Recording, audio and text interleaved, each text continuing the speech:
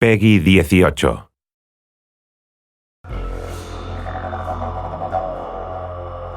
The biggest reveal in the trailer, the new playable character. Fans know who she is, but tell everyone who the new playable character is. Yeah, so in the first game, you play Corvo Atano, who is the royal protector wrongly accused of killing the Empress, out to clear his name and take down this the Loyalist conspiracy. The entire time, there's a 10-year-old girl who the game sets up may or may not be your daughter, who is watching you. And if you play ghost-like and you don't kill anyone and you're very stealthy, then she does drawings on the wall of her bedroom that present you as a father figure, and they're very calm. And if by contrast, if you murder everybody and you play very violent, she's got like black crayon and she's doing these monstrous drawings. You're affecting her. And we've had so many players come to Raph or come to me or come to someone on the team and say like, wow, that moment where I walked into her room and I saw that drawing on the wall and I realized like an impressionistic child is watching how I handle the situation, and I changed my play style because of that. So anyway, long story short, there's something kind of magical about Emily for us in the game, and as soon as we finished Dishonored 1, we began talking about how what we really felt energy about was continuing Emily's story. What kind of person would she grow up to be? What kind of empress would she be? And as you find out in the game, what kind of outlaw would she be? Right. Speaking of growing up, she's clearly not the same age she was when we last saw her. How old is she now? Yeah, the once 10-year-old girl is now the 25-year-old woman.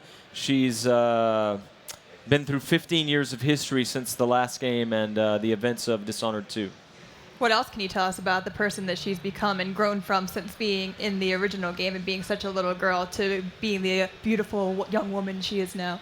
Well, it's, we talked a lot about what she would be like as a person because she was born the daughter of the Empress, very privileged life, living in Dunwall Tower, royalty, best education, all of that.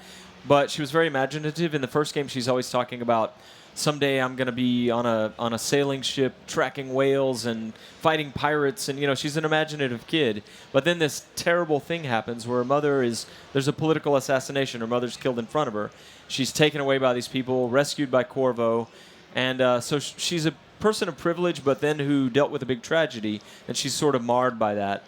And then she spends the next 15 years raised and educated by Corvo Atano.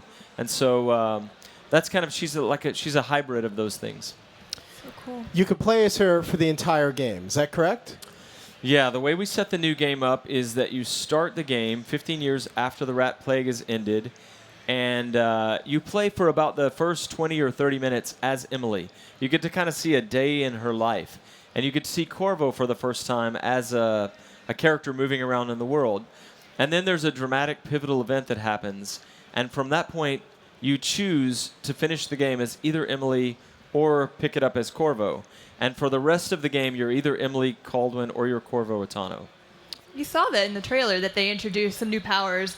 Do you want to lead us into those? Can we take a look at those again? Yeah, so what you saw there is Far Reach. Emily doesn't have Blink. Blink was a signature power in the first game. There was a moment where all the powers were optional. You bought them with ruins and you upgrade the ones you want. There was a moment near the end of the project when Rafael Colantonio, co-creative director, said, what if we just gave everybody Blink? And it transformed the game. It was a signature mechanic.